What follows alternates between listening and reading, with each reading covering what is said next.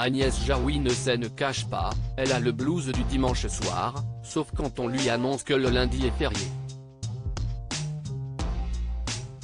Parce qu'il ressemble à un samedi et que la fin de la fête se retrouve repoussée d'un jour, confie-t-elle au JDD. Ce cafard l'étreint au moins depuis l'enfance.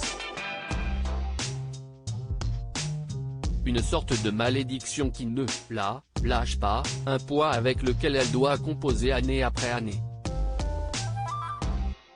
Mais Agnès Jaoui a trouvé une parade en vivant à l'heure espagnole, ce qui lui permet de se coucher tard et de faire la grasse matinée, une bonne habitude prise il y a déjà quelques années.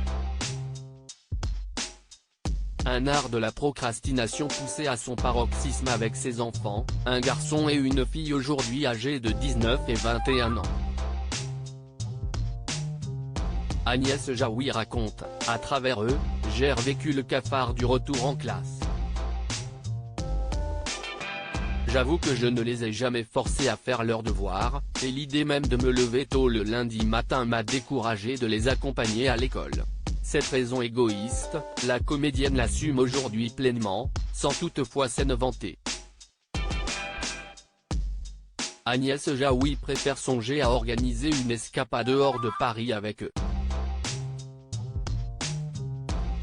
Jusqu'à ce que la perspective des embouteillages du week-end ne l'effraie.